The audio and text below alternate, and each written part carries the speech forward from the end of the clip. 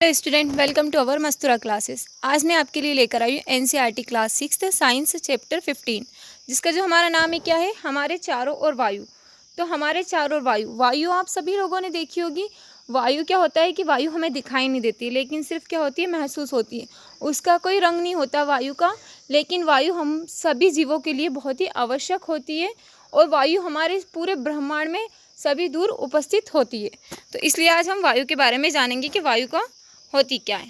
तो सबसे पहले हम देखेंगे, हमने जो हमारे अध्याय 9 में सीखा था, सभी जीवों को वायु की आवश्यकता होती है। लेकिन क्या आपने कभी वायु को देखा है?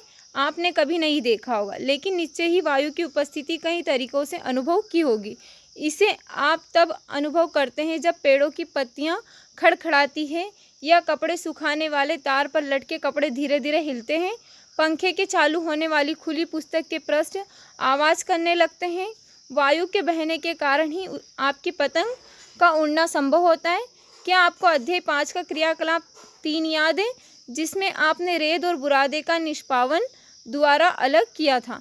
जैसे कि हमने देखा था कि हमने धान को, उसमें से जो भी वो कचरा वगैरह था, हमने उसको अलग करने के लिए कौन सी विधि का उपयोग किया था? तो निष्पावन विधि का अपने उपयोग किया था। निष्पावन की प्रक्रिया बहती वायु में अधिक प्रभावी होती है। जैसे कि अगर वायु बहती रहेगी तो वो उसमें अधिक प्रभावी होगी। कौन सी प्रक्रिया? कौन सी? निष्पावन, जो बुरादे को अलग करने की विधि होती है वो। आपने ध्यान दिया होगा कि तूफानों के समय बहुत वायु तेज गति से चलती है। कभी कभी तो यह पेड़ को भी उखाड़ देती है तथा छतों के ऊपरी हिस्से को भी उखाड़ कर ले जाती है। क्या आप कभी फिरकी से खेले हैं? क्या आपने कभी फिरकी से खेला है? ये फिरकियाँ हमें यहाँ पर दे रखी है, विभिन्न प्रकार की फिरकियाँ। आइए चित्र जो हमारा यहाँ पर है 15.2 दिए गए निर्देशों के अनुसार हम अपनी एक फिरकी बनाते हैं। फिरकी की डंडी को पकड़िए और एक खुले क्षेत्र में भिन्न भिन्न दिशाओं में रखिए। इसे थोड़ा सा आगे पीछे कीजिए, देखिए क्या होगा। क्या फिरकी घूमती? फिरकी को कौन घुमाता है? क्या इसे वायु नहीं घुमा रही है? क्या आपने वात सूचक को घुमाते हुए देखा है? उस दिशा में रुक जाता है जिसमें उस स्थान पर वायु चल रही हो। हम देखते हैं कि कोई भी हमारे पास एक उपकरण, जैसे कि हमने ये वात सूचक लिया है, वात सूचक है, इसको हम जब घुमाते हैं तो ये कौन सी दिशा में रुक जाता है? जिस दिशा में वायु की दिशा में ये आकर के रुक जाता है। तो ये किसकी वजह से ये घूमता है? तो वायु की वजह से। क्या वायु हमारे चारों ओर हर जगह उपस्थित है? अपनी मुट्ठी बंद करें, इसके अंदर क्या है? कुछ नहीं। इसका पता लगाने के लिए निम्नलिखित क्रियाकलाप कीजिए।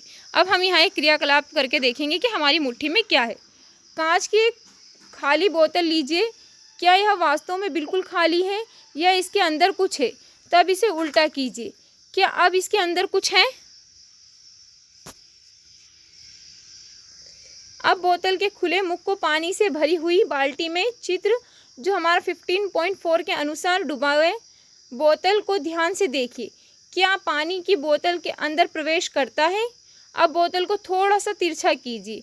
क्या अब पानी बोतल में प्रवेश करता है? क्या आप बोतल में से कुछ बुलबुले बाहर आते देखते हैं या बुदबुदाहट सुनाई नहीं देती?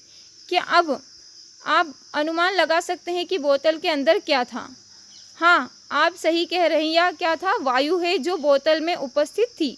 बोतल पूरी तरह से किसी भी प्रकार की खाली नहीं होती। कोई सी भी बोतल लेते हैं हम तो बोतल क्या होती है? खाली नहीं होती। उसमें वास्तव में क्या होता है? उसमें वायु होती है। वास्तव में इसे उल्टा करने पर ही हम यह पूरी तरह से वायु से भरी हुई थी। इसलिए आप देखते हैं कि जब बोतल उल्टी स्थिति में होती है, पानी बोतल में प्रवेश नहीं करता, क्योंकि वायु के निकलने के लिए कोई जगह नहीं होती। जब बोतल को तिरछा करते हैं तो वायु के बुलबुलों के बाहर जो वायु है क्या होती है? बुलबुले के तौर पर उस बोतल से बाहर निकल जाती है, और वायु के निकलने से खाली हुए भाग में पानी भर जाता है। मतलब कुछ भाग ही खाली होता है और उसमें क्या हो जाता है? पानी भर जाता है। यह क्रियाकलाप दर्शाता है कि वायु स्थान घेरती है या बोतल के पूरे स्थान से भर जाती है। हमारे यहाँ चारों ओर उपस्थित है। वायु का कोई रंग नहीं होता।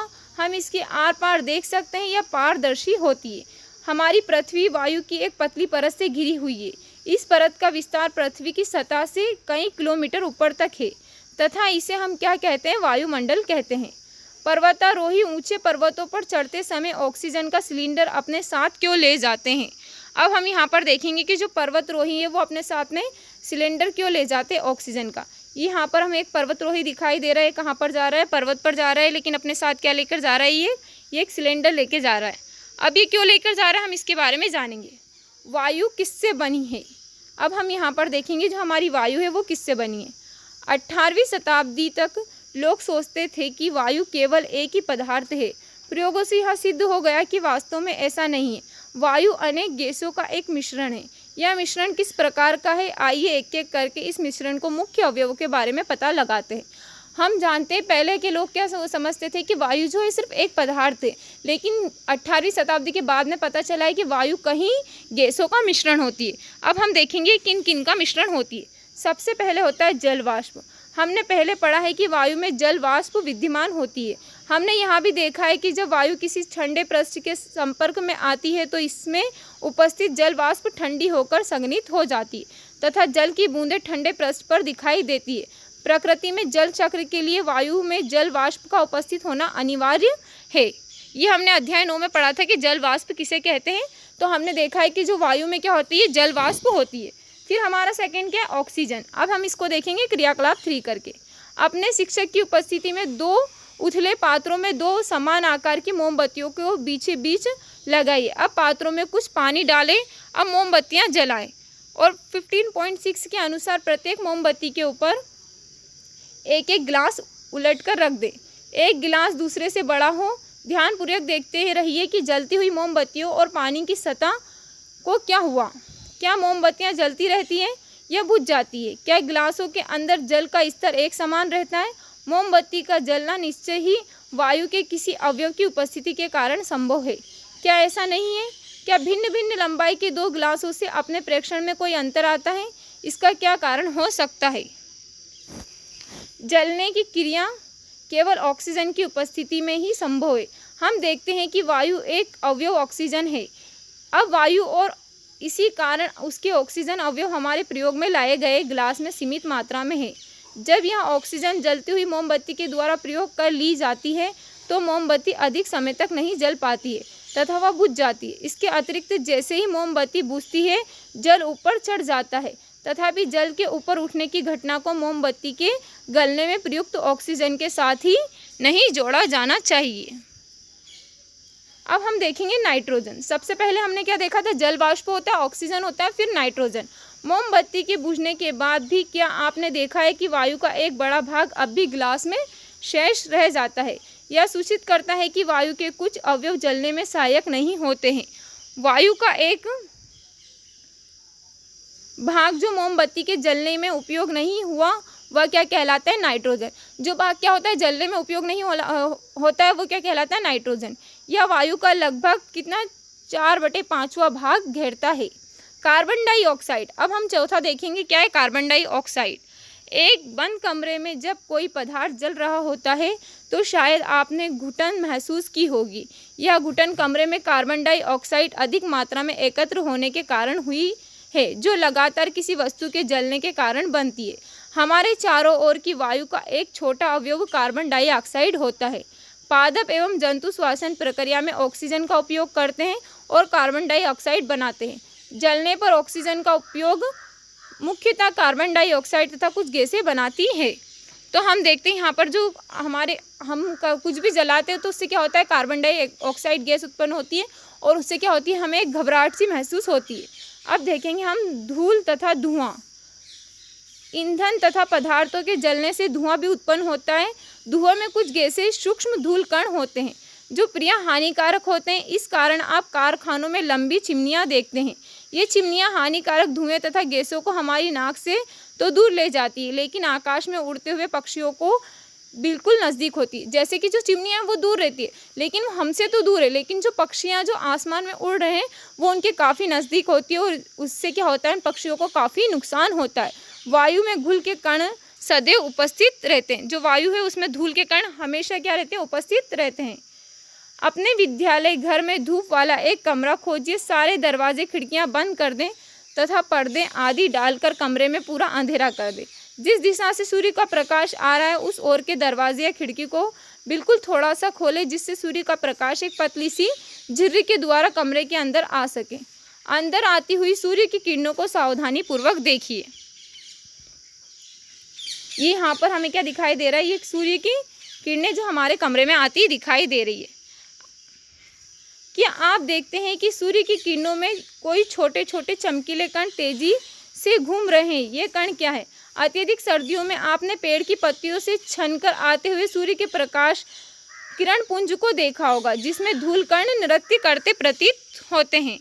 यह दर्शाता है कि वायु में धूल के कण भी उपस्थित होते हैं। वायु में धूल के कण समय तथा स्थान के साथ बदलते रहते हैं। जब हम नाक से सांस लेते हैं तो हम वायु अंदर लेते हैं। धूल के कणों को श्वसन तंत्र में जाने से रोकने के लिए हमारी नाक में छोटे छोटे बाल तथा श्लेष्मा उपस्थित होते हैं, जो हमारी नाक में क्या करते हैं, धूल के कण को जाने से रोकते हैं। क्या आप उस पल को याद कर सकते हैं जब आपके अभिभावक ने आपको मुंह से सांस लेने के कारण डांटा हो? अगर आप मुंह से सांस लेते होंगे तो हानिकारक धूल के कण आपके शरीर में प्रवेश कर जाएंगे।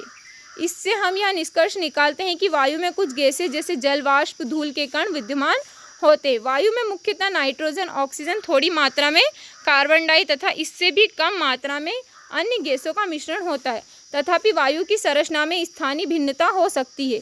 हम देखते हैं कि वायु में नाइट्रोजन तथा ऑक्सीजन की मात्रा अधिक होती है। ये हमें यहाँ पर दिखाई दे रहा है, नाइट्रोजन की मात्रा अधिक है लेकिन ऑक्सीजन की मात्रा यहाँ पर कम है। और जो हमारी अन्य गैसें हैं उसकी भी यहाँ पर, जैसे कि ये हमारा क्या है, कार्बन डाइऑक्साइड की मात्रा दिखाई दे रही है। वास्तव में ये दोनों गैसें मिलकर वायु का 99% भाग बनाती है। शेष 1% भाग जो है कार्बन डाइऑक्साइड, कुछ अन्य गैसें, जल वाष्प तथा धूल के कण होते हैं। जैसे हमने देखा है जो हमारी नाइट्रोजन और ऑक्सीजन क्या होता है, 99% भाग बनाती है वायु का, और उसमें 1% जो रहता है वो किसका रहता है, कार्बन डाइऑक्साइड, और कुछ गैसें होती है या धूल के कण होते हैं, ये सारे क्या होते हैं हमारे, और जल वाष्प भी उसमें होता है। हम देखेंगे पानी तथा मिट्टी में रहने वाले जीवों और पौधों को ऑक्सीजन कैसे मिलता है। अब सबसे पहले हम यहाँ देखेंगे, बीकर या किसी कांच के बर्तन में थोड़ा पानी लीजिए, इसकी त्रिपाद स्टैंड के ऊपर रख धीरे धीरे गर्म करें। पानी के उबलने से पहले सावधानी पूर्वक पात्र के अंदर की सतह को देखिए। क्या आप छोटे छोटे बुलबुले इससे चिपके हुए देखते हैं? ये बुलबुले पानी में घुली हुई वायु के कारण बनते हैं। जब आप पानी गर्म करते हैं तो घुली हुई वायु बुलबुले के रूप में बाहर आती है। आप पानी को यदि और गर्म करते हैं तो पानी जल वाष्प में परिवर्तित हो जाता है और अंततः उबलने लगता है। हमने यह अध्याय जो हमारा 8 और 9 में पढ़ा है कि जो जीव पानी में रहते हैं वे श्वसन के लिए पानी में घुली हुई ऑक्सीजन का उपयोग करते हैं। जैसे कि हम देखते हैं, हमने पानी का यहाँ पर क्रियाकलाप किया है कि पानी को हम उबालते हो तो उसमें कुछ छोटी छोटी बूंदें होती है, वो क्या होती है, जल वाष्प। और अभी हमने देखा था कि वायु में क्या होता है, जल वाष्प होती है। तो हमारी यहाँ पर क्या पता चल रहा है हमें कि वायु, उसमें हमारा जो पानी है उसमें ऑक्सीजन की मात्रा होती है, तो इसलिए वो किस चीज़ का उपयोग करते हैं, यहाँ पर श्वसन के लिए ऑक्सीजन का उपयोग करते हैं। जो जीव गहरी मिट्टी के अंदर रहते हैं उन्हें भी सांस लेने के लिए ऑक्सीजन की आवश्यकता होती है। क्या ऐसा नहीं है कि वे सभी श्वसन क्रिया के लिए आवश्यक वायु कहाँ से प्राप्त करते हैं? ये भी हम देखते हैं। एक बीकर या कांच के गिलास में सूखी मिट्टी का एक ढेला लीजिए, इसमें पानी डालिए और अवलोकन कीजिए कि क्या होता है।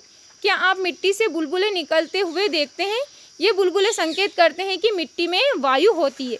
जब मिट्टी के ढेले पर पानी डाला जाता है तो उसमें विद्यमान वायु विस्थापित हो जाती है, जो बुलबुले के रूप में हमें दिखाई देती है। मिट्टी के अंदर पाए जाने वाले जीव एवं पौधों की जड़ें श्वसन के लिए वायु का उपयोग करते हैं। मिट्टी की गहरी मिट्टी में बहुत सी मान तथा छिद्र बना लेते हैं। इन छिद्रों के द्वारा वायु को अंदर व बाहर जाने के लिए जगह उपलब्ध हो जाती है। लेकिन जब भारी वर्षा हो जाती है तो इन छिद्रों एवं मादों में वायु की जगह पानी भर जाता है। इस स्थिति में जमीन के अंदर रहने वाले जीवों को सांस लेने के लिए जमीन पर आना पड़ता है। यही कारण है कि केंचुआ केवल भारी वर्षा के समय पर ही जमीन से बाहर आते हैं। क्या आपने कभी यह सोचा है कि सारे जीवों के द्वारा ऑक्सीजन का उपयोग करने के बावजूद वायुमंडल की ऑक्सीजन समाप्त क्यों नहीं होती? वायुमंडल में ऑक्सीजन को प्रस्तापित कौन करता है? अब हम देखेंगे कि वायुमंडल को यहाँ पर प्रस्तापित कौन करता है। वायुमंडल में जो ऑक्सीजन कैसे प्रस्तापित होता है, हमने जो हमारा अध्याय 7 देखा था, हम प्रकाश संश्लेषण के बारे में पढ़ चुके हैं। इस प्रक्रिया में पौधे अपना भोजन स्वयं बनाते हैं तथा इसके साथ ही ऑक्सीजन उत्पन्न होती है। पौधे श्वसन में ऑक्सीजन का उपयोग करते हैं, परंतु उपयोग की गई ऑक्सीजन की तुलना में वे अधिक ऑक्सीजन उत्पन्न करते हैं। इसलिए हम यह कह सकते हैं कि पौधे ऑक्सीजन उत्पन्न करते हैं। यह वास्तविकता कि जंतुओं को बिना किसी जीवित नहीं रह सकते, क्योंकि जंतु पौधों के बिना जीवित नहीं रह सकते। पौधे एवं जंतुओं के द्वारा श्वसन तथा पौधों के द्वारा प्रकाश संश्लेषण से बना रहता है। इससे यह स्पष्ट होता है कि पौधे तथा जंतु एक दूसरे पर निर्भर रहते हैं। अब हम यह अनुभव कर सकते हैं कि पृथ्वी पर जीवन के लिए वायु अत्यंत महत्वपूर्ण है। क्या वायु के कुछ अन्य उपयोग भी हैं? क्या आपने पवन चक्की के बारे में सुना है, या फिर आपने उसको पवन चक्की को देखा भी होगा? आपको यहाँ पर एक पवन चक्की दिखाई दे रही है, ये हमारी पवन चक्की है। अब हम देखते हैं पवन चक्की का क्या उपयोग है। वायु पवन चक्की को घुमाती है। जो पवन चक्की रहती है उसको कौन घुमाती है? वायु। पवन चक्की का उपयोग ट्यूबवेल से पानी निकालने तथा आटा चक्की को चलाने में होता है। पवन चक्की विद्युत भी उत्पन्न करती है। वायु नावों को खेने में, ग्लाइडर, पैराशूट तथा हवाई जहाज को चलाने में सहायता करती है। पक्षी, चमगादड़ तथा कीड़े वायु की उपस्थिति के कारण ही उड़ पाते हैं। वायु बहुत से पौधों के बीजों तथा फूलों के पराग कणों को इधर उधर फैलाने में सहायक होती है। जल चक्र में वायु का एक महत्वपूर्ण भूमिका निभाती है। अब हमने यहाँ पर कुछ शब्द देखे, जैसे वायुमंडल, कार्बन डाइऑक्साइड, वायु की संरचना, ऑक्सीजन, नाइट्रोजन, धुआं, पवन चक्की। इन सभी जो शब्द हैं यहाँ पर, इनका आपको अर्थ बहुत ही अच्छे से समझ में आ गया होगा। अब हम यहाँ सारांश देखेंगे। वायु प्रत्येक स्थान पर मिलती है।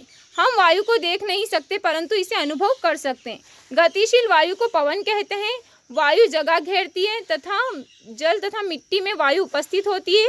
वायु नाइट्रोजन, ऑक्सीजन, कार्बन डाइऑक्साइड, जल वाष्प तथा कुछ अन्य गैसों का मिश्रण है। इसमें कुछ धूल के कण भी हो सकते हैं।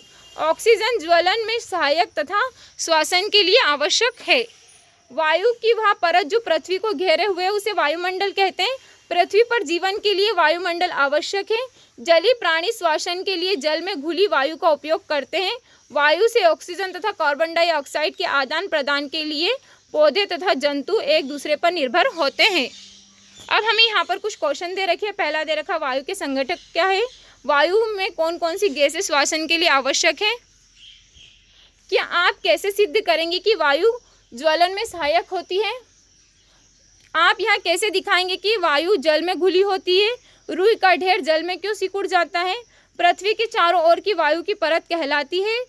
हरे पौधों को जो भोजन बनाने के लिए वायु की आवश्यकता होती है। 5 क्रियाकलापों की सूची बनाइए जो वायु की उपस्थिति के कारण संभव है। वायुमंडल में गैसों के आदान प्रदान में पौधे तथा जंतु एक दूसरे को किस प्रकार सहायता करते हैं। ये सारे क्वेश्चन के आंसर आप मुझे कमेंट बॉक्स में कमेंट करना। आज के लिए इतना ही रखते हैं। उम्मीद है जो आज का हमारा चैप्टर आपको अच्छा लगा।